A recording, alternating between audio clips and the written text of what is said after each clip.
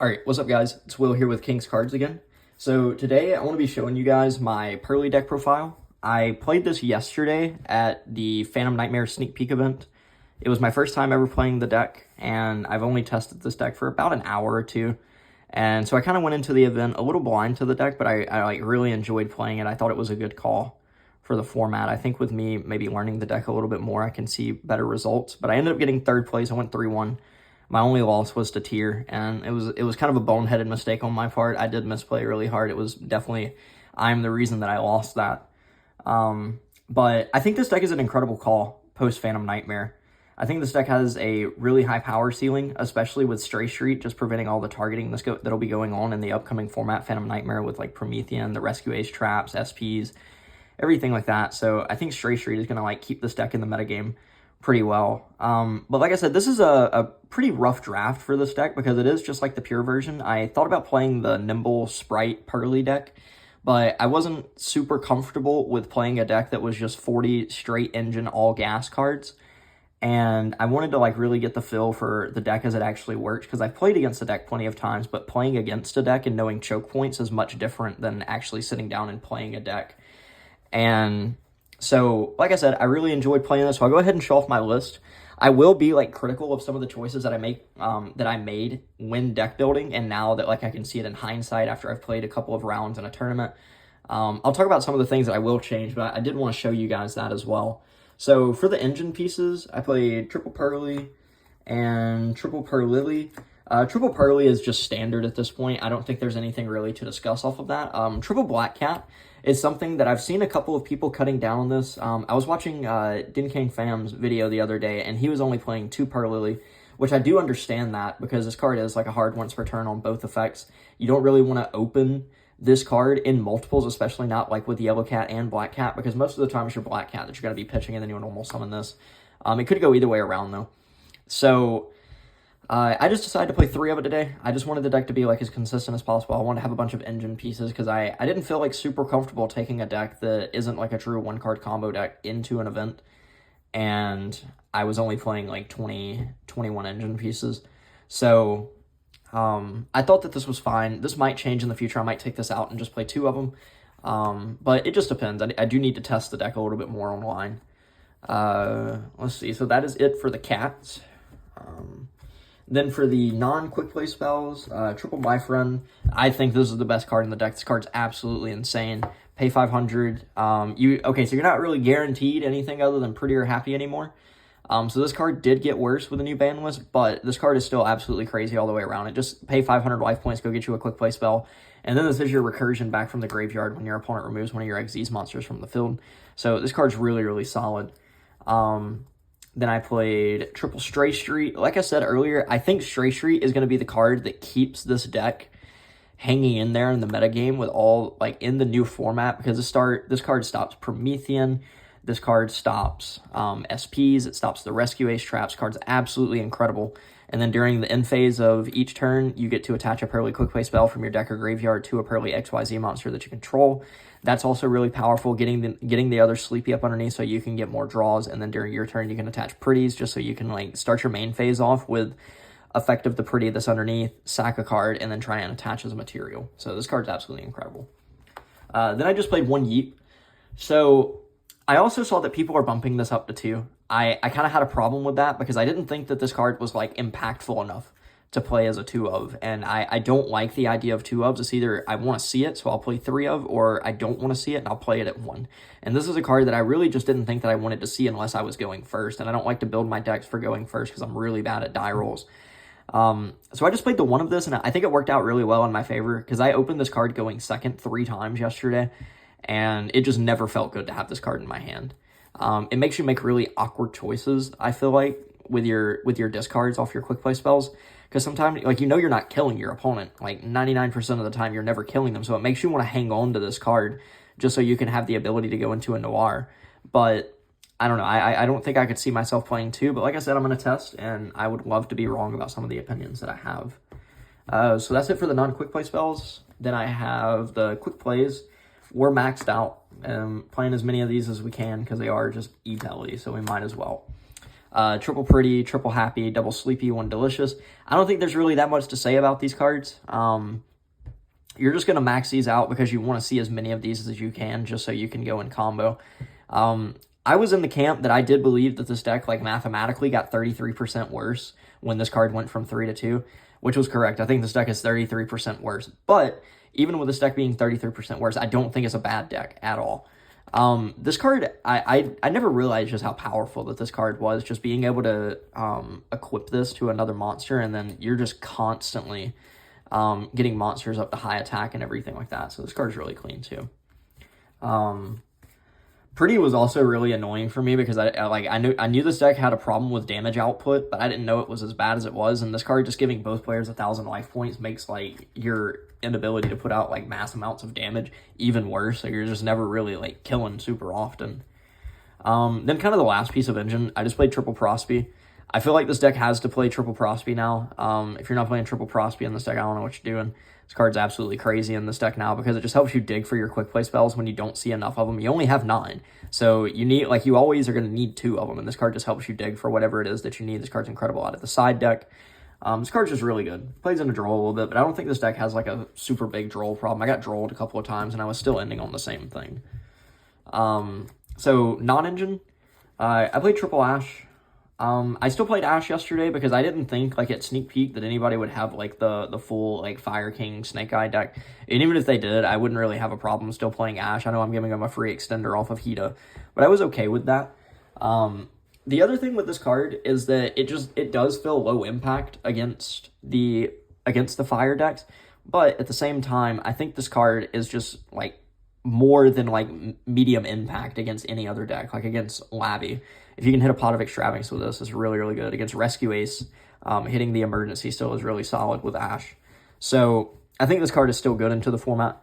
I played Triple Bell. I know a lot of people are still kind of iffy on this card in the main deck right now, but Purrely already has a really decent matchup against Rescue Ace just because Stray Street will kind of carry you there.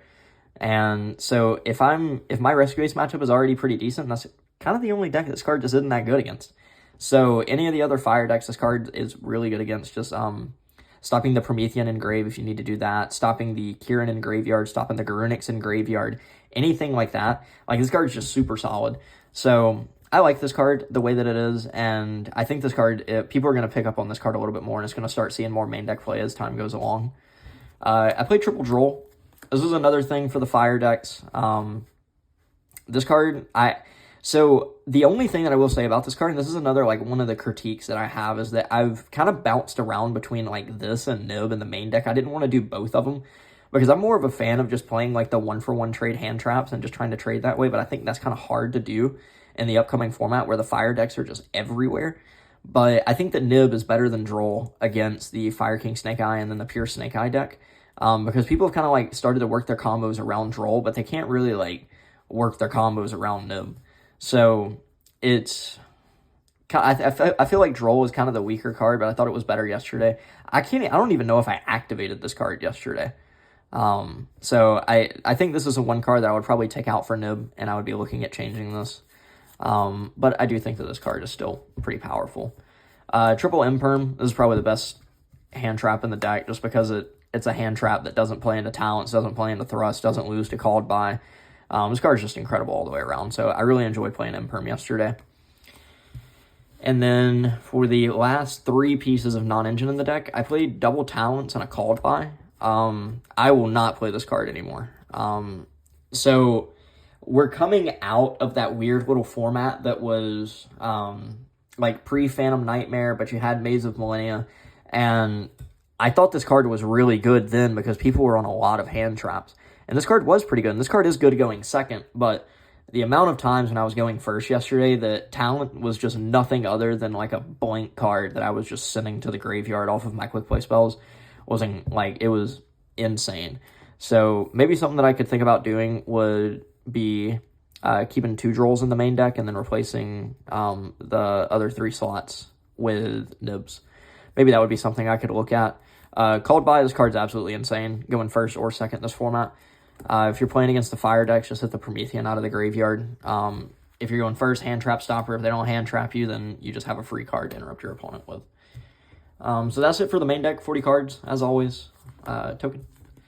For the Purrely XYZs, I played Double Beauty, Double Happiness, 1 Plump, 1 Baby Noir, and then 2 Big Noir. So we'll kind of talk on this a little bit. So I played Double Big Noir. It came up once yesterday where I made 2 Noirs in a match. But you kind of just have to play this. It does come up like often enough to where it warrants you to play 2 of these. This is mandatory one of, you're only ever making that turn 1. You don't ever make that card past turn 1. 1 Plump. This card is really, really good against Labyrinth. Like, this card is really, really good against Labyrinth. So there was a point yesterday where I made this and I couldn't get to another quick play spell because I hit on the My Friend going first, I revealed Double Sleepy Delicious, and I had already had a Prospy and an Imperm in the graveyard. I hit that. I had to go Yellow Cat hit nothing, so I just used Black Cat, make this, attach the other 2. And this card is just so good against Labyrinth because you can just like start stealing their traps out of the graveyard to prevent them from having more disruption. But also, like, if you draw another quick play spell the next turn, you can just activate the quick play spell and then chain this effect, non-target banish a monster on the field. So this card's like super good against Labyrinth, but I would just play it at 1. Your Delicious is at 1. If you need to like make that card a second time for some reason, you can just put it back with Yeep. Then I played Double Happiness. This card's really solid. It is like your main like damage output of the deck. But I feel like this card is only really that good when you see it, when you've already seen Delicious, because that's when you get like the most damage output going. But this card's still really solid. It searches a lot of quick play spells during the battle phase. And then Double Beauty, this card's absolutely crazy. Like, I love this card to death. There's so many times where, like, if I got hand trapped a couple of times, I can just end on Beauty and pass, and I feel relatively safe with this. You know, you go the end phase, you equip a Sleepy to it, and then you can get a draw off of that, and then you just have like a quick effect Imperm.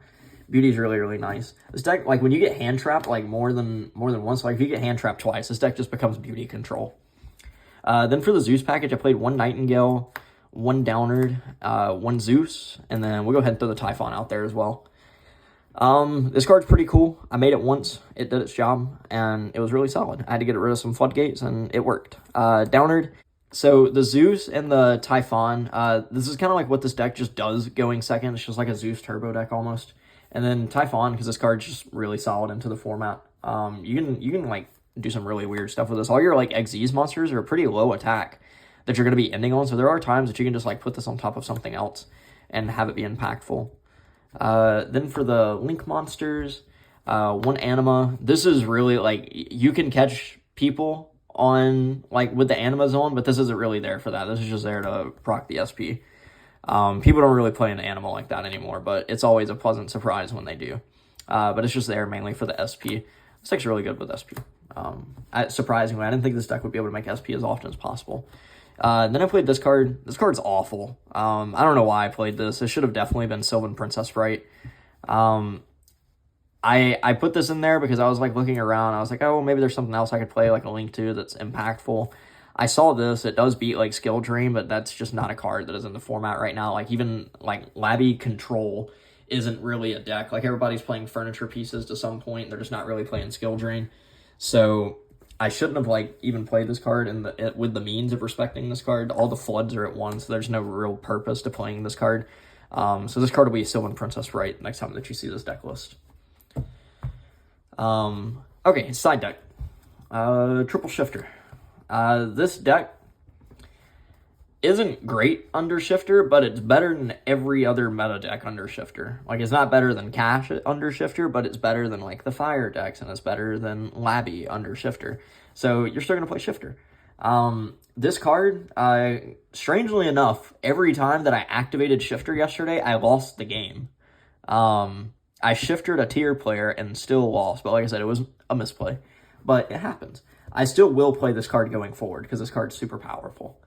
Then I played Triple Phantasme. This is just kind of like a look forward in the next format if y'all want like a really good tech card for the format that people aren't really like showing yet, but it is like an incredible card into the format. It's Phantasme. This card's absolutely incredible. It lets you draw into your side deck cards, but mainly the targeting protection. You just discard a card at random when your opponent activates a card or effect that targets a monster on the field, and then you discard 1 card, negate the activation. So this card's super, super solid. And then it also just puts a pretty big body on the field. Then I played triple nib in the side. Like I said, I want to try and move these into the main deck. I think this card is just so powerful going into the Snake Eyes Fire King deck and into the Snake Eyes deck. So I'm going to try and play this card in the main. I don't know exactly what I would replace it with on the side. Oh, actually I do. I would play Soul Release in the side over this, move this into the main deck. That would be a really good call to make. And then double Lightning Storm, 1 Feather Duster. I wanted to respect Labby somehow, and then other like random back row decks like that. But I never really like saw a need to side these in, so it never came up yesterday, but I'll still keep them in there for the time being. And then probably the biggest mistake I made in the side deck, Triple Judgment. I don't know why I played this card. I don't think this card, like after, well, I know why I played this card. I played it with the intent to like keep my Noir safe. There's nothing that's challenging the Noir. The only thing that did challenge my Noir, Judgment could not stop. I can't stop Super Poly with Solemn Judgment.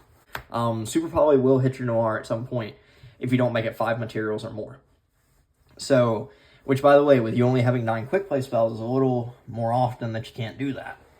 But yeah, so I got Super Poly'd on my 4 material Noir, and I couldn't Judgment it, so I just lost. I lost the game, I'll say that much.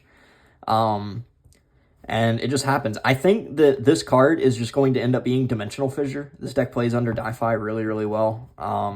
And I don't see, like, nobody's playing Book of Moon, nobody's playing Book of Eclipse, nobody's playing Spellbounds. So I'm just gonna like take this card out because if nobody's playing those cards, there's nothing for me to really negate with Judgment. And I would just rather have a Floodgate. If they've got like the answer to the Floodgate, they're gonna have the answer to the Judgment. All right, so that is the deck. If you want to leave a suggestion, maybe give some ideas down in the comment section down below, feel free to do so. I'm always open to new ideas. If you have like some critiques that you want to make of my list, then or some of the ideas that I had, feel free to leave it down below. But yeah, so this deck is really fun. I'm gonna play this at a 3v3 that is coming up this coming Saturday. It is at Dabber's Gaming Cafe.